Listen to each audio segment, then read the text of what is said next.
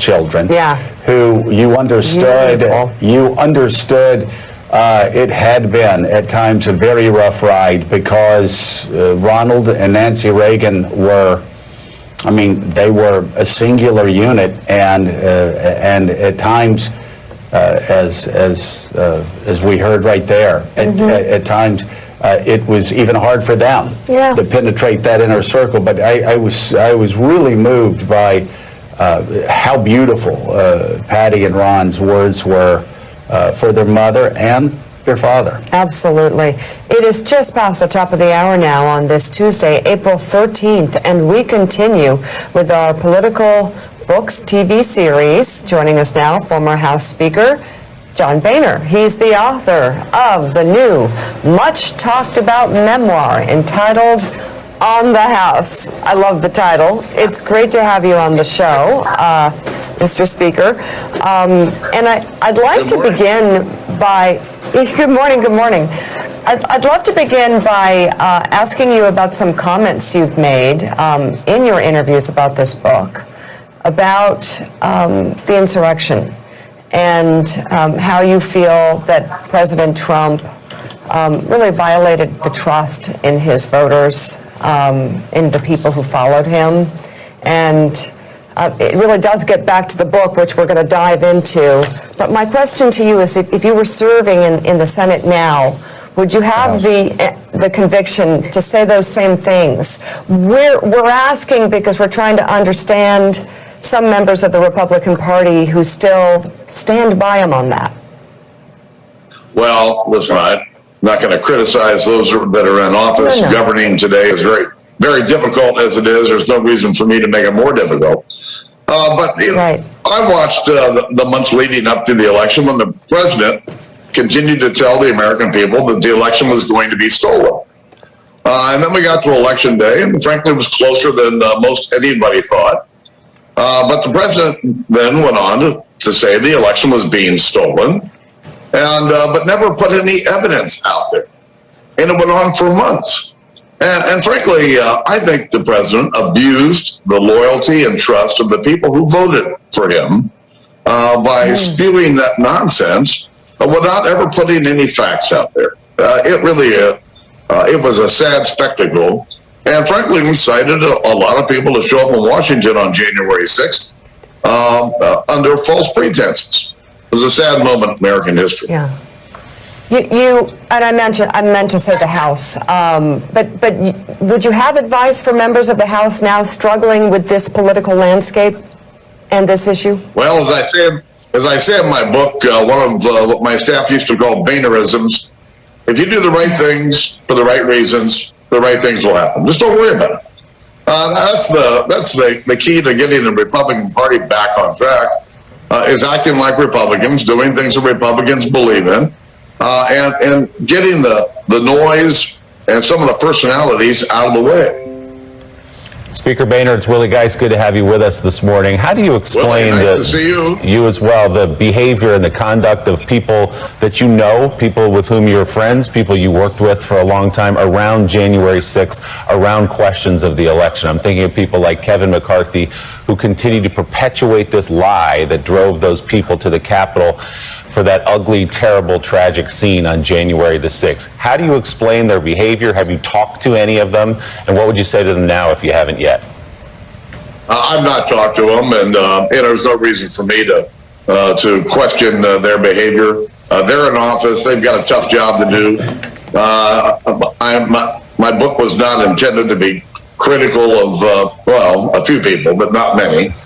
And they, listen, when I was the leader, I had people shooting at me every day. That made my job harder. And I'm clearly not trying to make their job harder than it is. Well, you're talking about legislative fights and fairness. What we're talking about is the integrity of the election. When you had the leadership of the Republican Party all the way up to the president saying that Joe Biden was an illegitimately elected president. Many of them still say that today. So what do you say to that? Do you believe that Joe Biden was fairly elected? I'm not seeing any facts that would support that position. So I've been waiting for the facts because we live in America. It's the most transparent country in the world. There are no secrets. They all show up. And yet, there are no facts. Courts would have heard cases if they would have presented some facts. They would have had no choice but to take up those cases and to deliberate on them if, in fact, there was enough evidence to support those claims. But there wasn't any evidence. I mean, I was looking for it myself.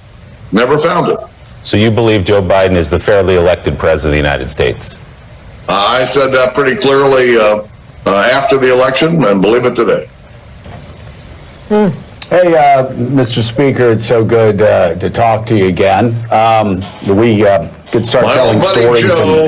Buddy Joe, I remember, Joe, when you were a freshman member of Congress. I wasn't your buddy then. I wasn't your buddy then. I was difficult. You were a pain in the ass, is what you were. Yes. He still is. Yes, I was, and which is interesting because that's what leadership would say about you when you first got to Congress. Then you moved into leadership. You became Speaker, and it's interesting. Here you are now, all these years later, sort of. I'm not going to say on the outside looking in, but looking at the leadership, looking at the party, and once again asking, what the hell's going on? Is there a future for this Republican Party? If so, how does it begin moving to a position that, a party that doesn't chase conspiracy theories? Well, I think it's about acting like a Republican. I'm a conservative Republican. I believe in fiscal discipline. I believe in a strong national defense. There are principles that unite Republicans. And I think what the party needs to do is go back to those principles. It's not about who's the craziest candidate out there, who's the loudest candidate. It's about acting like a Republican. And I think that Mitch McConnell's been driving this point, frankly, pretty consistently. And I think that eventually we'll get around to being Republicans again. But right now, the party's a bit split. Of course, you see the same kind of split going on in the Democrat Party. You got a traditional Democrat like Joe Biden being pushed to no end by the progressives in his own party. And, this skirmish has been going on, long before Election Day, but after the election, this skirmish has been going on. It's been there, but not real visible to most people. But I think the skirmish in their party is going to widen considerably as they try to move this infrastructure bill through the Congress.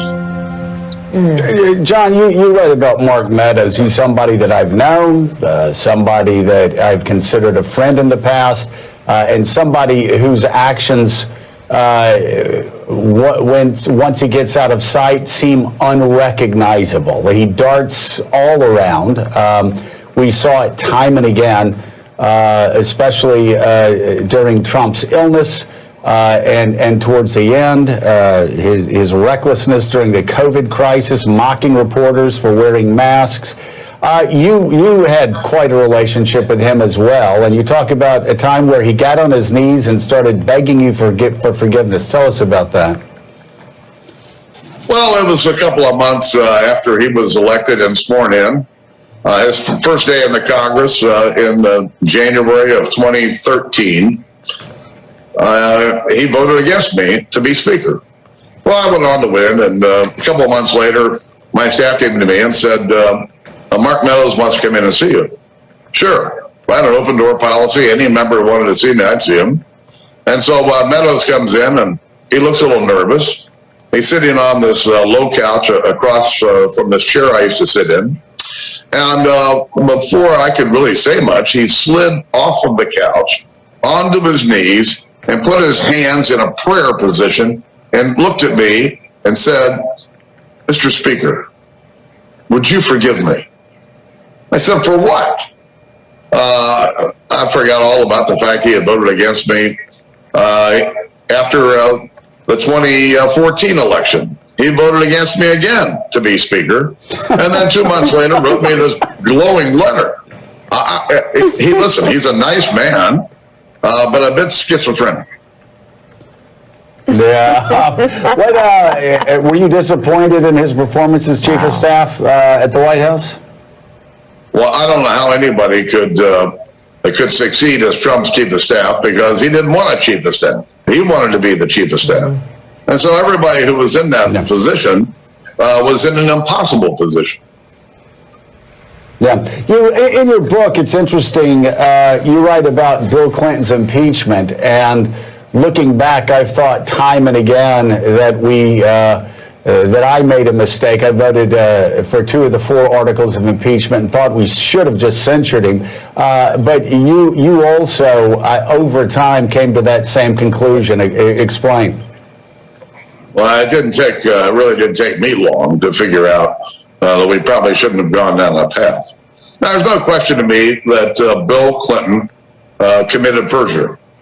And, for the President of the United States to violate the law is an impeachable offense. But lying about sex is not an impeachable offense, according to the American people. And that, I think it got judged completely wrong and shouldn't have happened. Yeah, I agree. When we get back, Mr. Speaker, we're going to talk about Don Young and a blade put at your throat. Well, that's dramatic. On the House floor. Okay. So Boehner is still with us. His new book is on the House. So John, let's talk about this Don Young story. For those that don't know, Don Young's been in Congress forever, and sometimes he'd come up and yell at you on the floor. Well, because it was Tuesday. He's just a gruff guy, also a fun guy to be with sometimes. But you had a very close call with him on the House floor. Tell us about it. Well, back in the early 90s, I was a big critic of earmarks. Every spending bill, highway bill, had all these earmarks in there. And I just thought the whole practice of earmarking was irresponsible. I didn't like it. I didn't do it. So I was on the floor of the House criticizing some bill that was probably a highway bill, the transportation bill on the floor, criticizing the earmarks were in there. And finished my little speech and was walking toward the back of the chamber. And next thing you know, this big rough guy pushed me up against the back wall of the chamber of the U.S. House and whips out this 10-inch sharp blade and puts it right to my throat. And I got my head back. I've got this sharp blade against my throat. And I looked at him and I went, screw you. Except it was more like, screw you. 25 years later, I was the best man at his wedding. Okay, that's politics.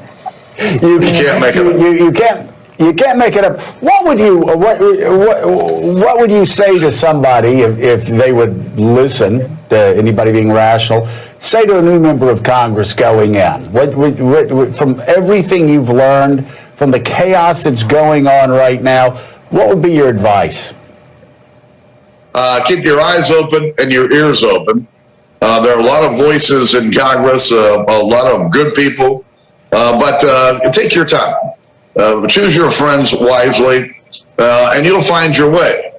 But the people who come in pledging their loyalty to some group or some member right out of the gate is doing themselves and their constituents, I think, a disservice.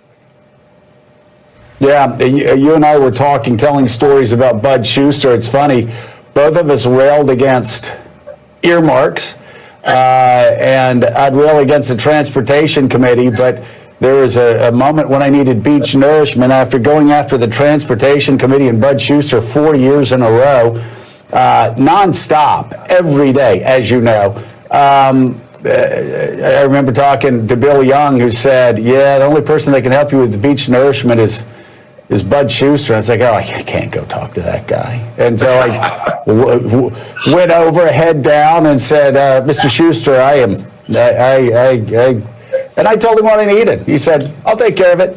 And never said, I've been hearing what you've been saying for 4 years, Punk. Nothing like that. Showed complete class and really taught me a lesson about Congress and about how how to deal with people. And I know you saw that time and again yourself. Yeah, I have my run-ins with Bud Schuster, who was the ranking Republican on the Transportation and Infrastructure Committee, and I was railing against some highway bill, and he interrupted me and tried to defend these earmarks, and I got my time back, and I said, sir, you can put lipstick on a pig, but it's still a pig. And, later that day, I was talking to a reporter, and I said, listen, if it was up to Bud Schuster, he'd pave every square inch of America. And so, a few years later, I got bounced out of leadership because Bud Schuster and some others, frankly, didn't like me a whole lot. But once I got back in leadership, Bud Schuster and I became pretty close friends. And his son, Bill, took his place, and Bill came into the Congress and said, listen, I'm my own guy. We're going to have our own relationship. And so Bill Schuster and I, his son, have been close ever since, and even Bud and I have been close ever since. They're good people, good politicians that know their business. Speaker Boehner, you write in the book of what you call the radicalization of the Republican Party during the Obama years. You write, I was living in Crazy Town, and when I took the Speaker's gavel in 2011, 2 years into the Obama presidency, I became its mayor. Crazy Town was populated by jackasses and media hounds, and some normal citizens as baffled as I was about how we got trapped inside the city walls. You talk about the blind Obama hatred. Obviously, 4 years after that, Donald Trump stepped into that moment. So talk about, if you can, what you saw in those early years under President Obama, and then draw the line to Donald Trump and his presidency. Well, we had the Tea Party movement in 2010. Frankly, most of those Tea Party members, if you will, became good, solid Republicans, good members to work with. But also in that class, you had some pretty crazy people. And, they would have these conversations about Obama's birth certificate and crazy things like this. And I happened to go on Meet the Press sometime when I was Speaker early 2011. And I was asked about, do I believe that Barack Obama is a U.S. citizen? I said, the state of Hawaii produced a birth certificate claiming that Barack Obama was a citizen of the state of Hawaii, which is part of the United States of America. Well, the blowback I got was just beyond belief. So here I am trying to work with somebody that I don't have a lot in common with. But, I'm the Speaker of the House. He's President of the United States. We're trying to get things done. We've got to have a relationship. And here I'm trying to deal with people who think that he was some Kenyan-born Muslim, for God's sakes. And it just got worse. By 2010, talk radio was in full blast. Cable TV had moved to all politics 24/7.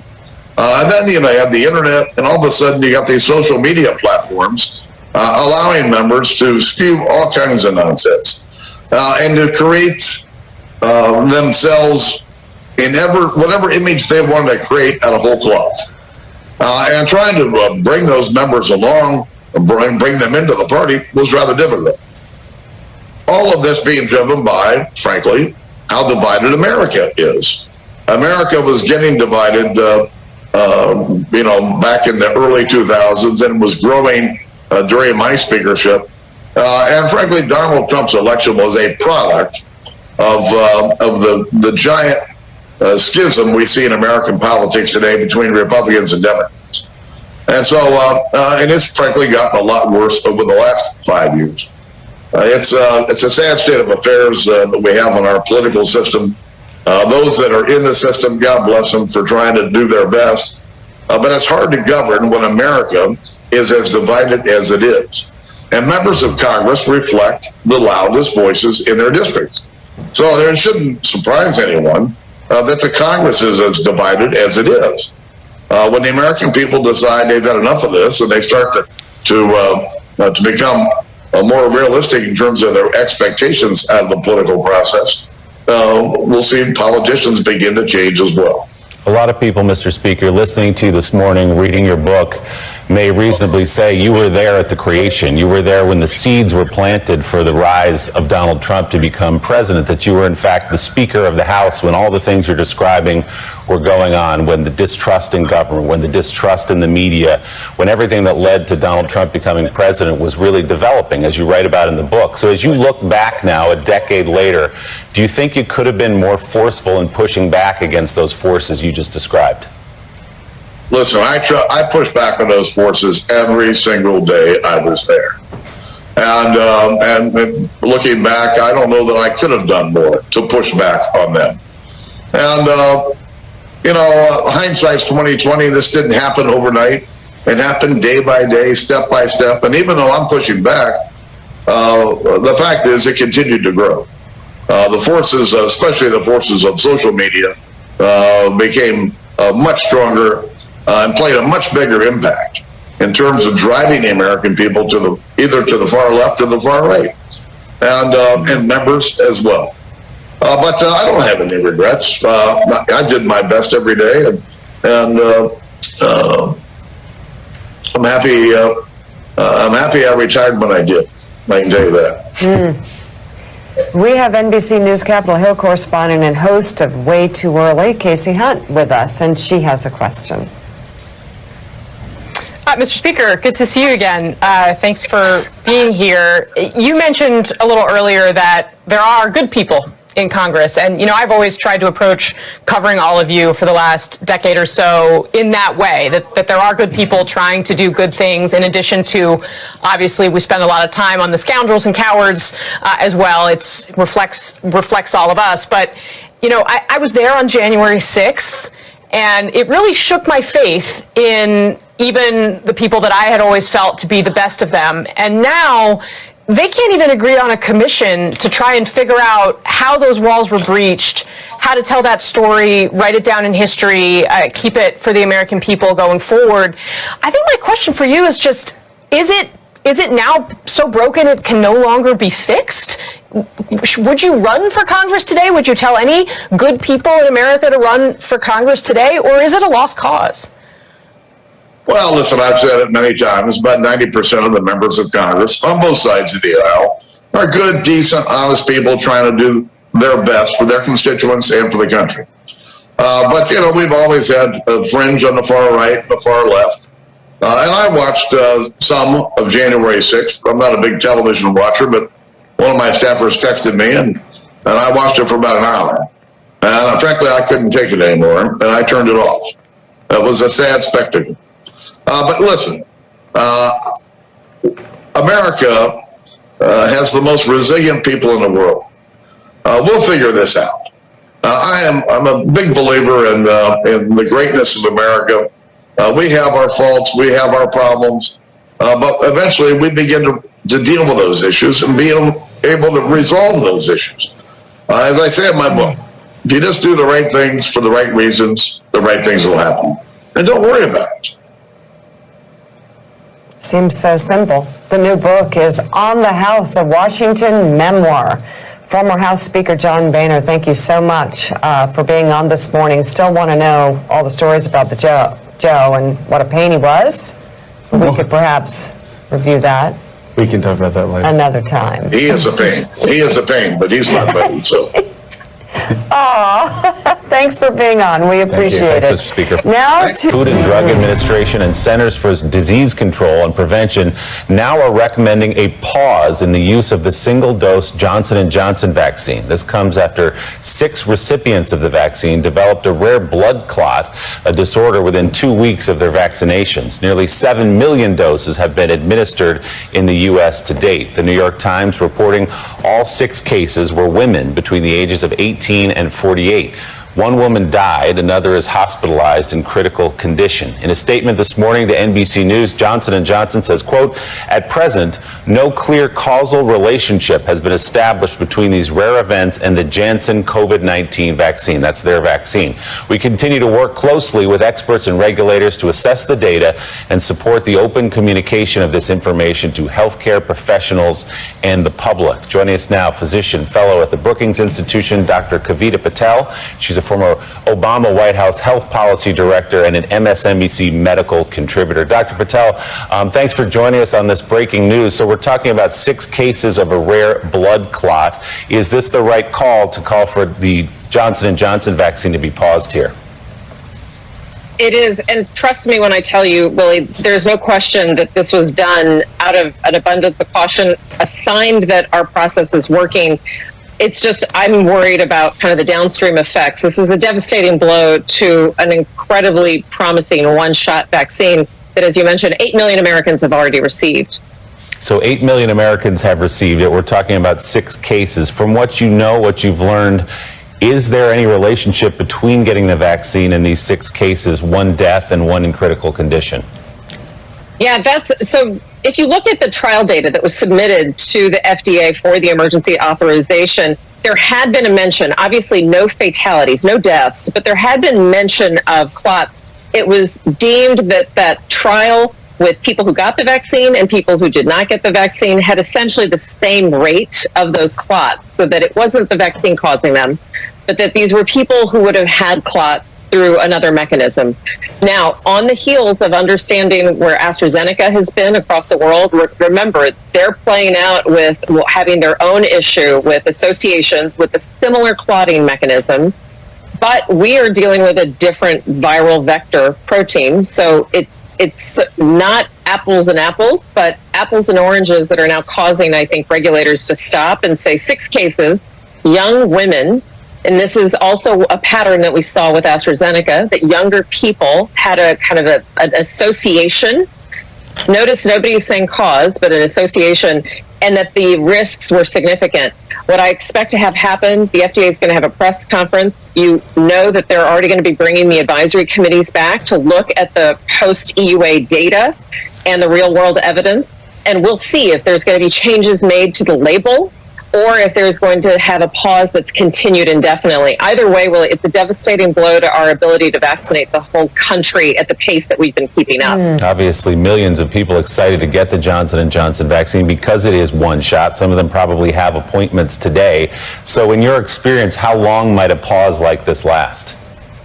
Yeah, so we're in unprecedented territory. We've never had EUAs issued for a novel virus. None of these circumstances have happened before. We have had EUAs issued before. Recall our friendly kind of EUAs way before the pandemic. Some of us don't even remember now, but H1N1. We've had a number of these types of authorizations issued.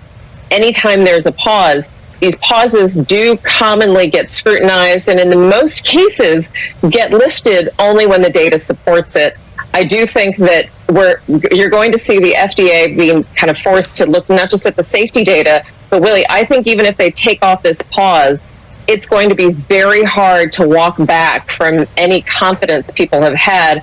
I have patients today scheduled to get Johnson & Johnson. Obviously, we're pausing, but it's going to be hard to pick up the phone and say, remember, we paused on that vaccine. Now we've got appointments. When they know we've got Moderna and Pfizer also sitting there and potentially offering that to them. It's going to be hard to talk about this. Let me just put it into context. 6 cases, though, out of 8 million creates less than 0.1%. It's not a trivial number, but it's just something to take in mind that that's the type of thing that we're going to be looking at. Our regulatory process is working because people are trying to be as safe as possible. So this will play out in the next several days through the advisory process. But as you say, even 6 cases will contribute to some of that hesitancy we've already seen in the country. Dr. Kavita Patel, great to have your insights on this story. Thanks for hopping on with us this morning. We appreciate it.